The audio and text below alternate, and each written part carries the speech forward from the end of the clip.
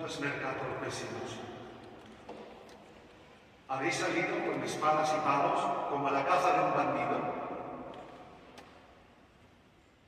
A diario estaba en el templo con vosotros y no me echasteis mano.